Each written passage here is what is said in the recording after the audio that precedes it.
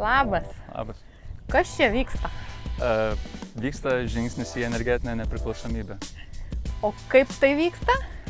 Vyksta gaminant elektros energiją iš atsinaujinančių energetikos šaltinių.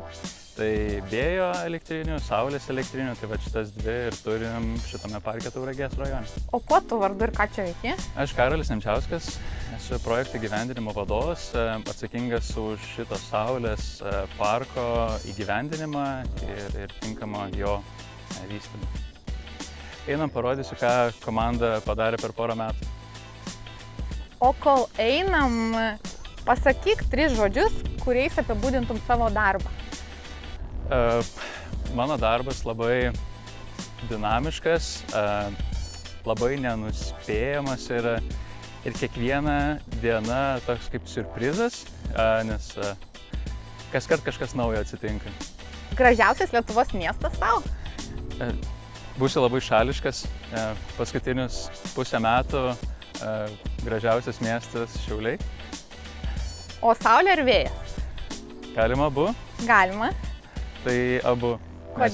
Nes tik tai jų abiejų kombinacija, ir kitų atsinaujinančių energijos šaltinių dėka galim pasiekti energetinę nepriklausomybę.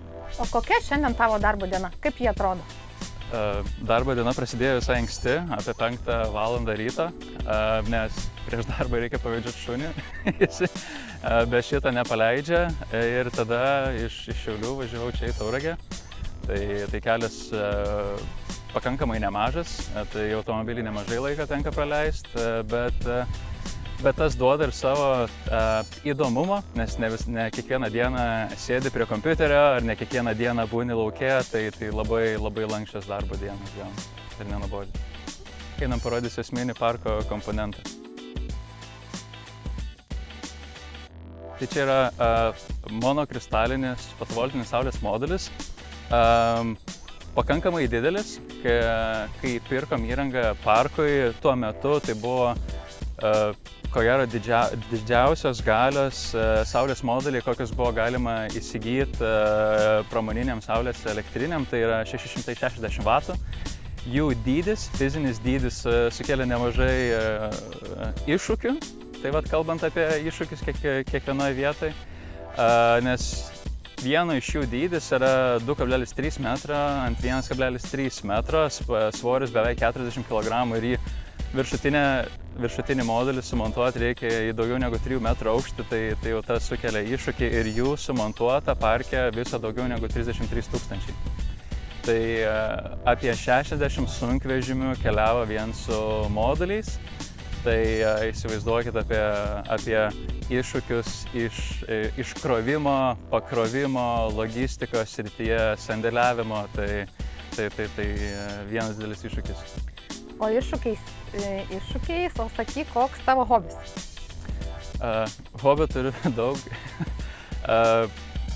Ne visi patinka mano žmonai, bet vienas įdomiausių man tai yra klasikiniai automobiliai. Turiu šiuo metu 3. Vienas iš jų yra 65 Volkswagen Beetle, kitas yra mano, iš tikrųjų, šeimoje esanti be galo ilgai Volga. Tai su ta Volga važinėjo mano senelis ir su ta Volga mane parvežė iš gimdymo namų. Tai laukia savo eilės, kada atgims naujam gyvenimui ir su ja galėsiu važiuoti į darbą. Ar gali parodyti nuotrauką mašinos? Jo.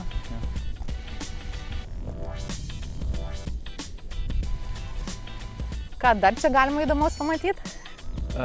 Galiu parodyti, kur moduliai susijungia. Tai moduliams tarpusavy sujungti buvo panaudota daugiau negu 150 km kabelio ir jie visi sueina į inverterius. Tai galime parodysiu, kaip jie atrodo.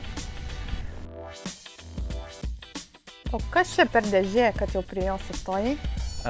Čia ne šiaip dėžė, čia dėžė pilna elektronikos komponentų ir čia prasideda įtampos keitimo kelionė, kuri leidžia moduliuose pagamintą elektros energiją perduoti į skirstymo ir perdavimo tinklus, taip elektros energija pasiekia savo vartotojus. O be telefono ir be kompiuteriaus, kokią elektros prietaisą dažniausiai naudoji? O, žinot tos trikampius karštus sumuštinukus? Tai paskutiniu metu šitą keptuvę. Einam, parodysiu dar vieną įtampos keitimo komponentą, kuris atrodo daug didesnis negu šitas. Wow, čia daug didesnė dėžė. Kas čia yra? Čia irgi ne šiaip dėžė, čia dar daugiau elektronikos komponentų ir čia yra 10 kart galingesnė negu prieš tai rodyti inverteriai. Kadangi parkas šiuo metu nėra įjungtas, turim galimybę pasižiūrėti, kas jo viduj. Tai operuojančiam parke nėra galima patekti į vidų, tai yra pavojinga gyvybei, dėl to puikiai proga pažiūrėti dabar. Tai viduj turim sauso tipo galios transformatorių, jis yra 3,15 MW galios ir jisai keičia įtampą iš inverteriuose pagaminto 800 V į 20 kV. Taip, paaukštinta įtampa elektros energija gali keliauti į skirstymo tinklus. Tai paskutinis klausimas būtų, kokia energetika bus po 10 metų? Mano energetika bus visiškai kitokia, negu kad mes dabar galvojam, kad ji yra, nes pats energetikai negaliu sakyti, kad dirbu 10 metų, beveik 10 metų, bet galiu sulyginti, kaip atrodė tada ir kaip atrodo dabar, tai tada niekas negalvoja, kad atrodys taip, kaip atrodo dabar. Tai dabar mes kalbam apie vandenilį, švarius branduolinius reaktorius ir energijos kaupimo sistemas įvairias, tai šiuo metu jų pakankamai nedaug, bet manau per ateinančius 10 metų išlys ir inžinieriai sugalvos daug naujų sprendimų. Ačiū tau labai. Ačiū, kad atvykote.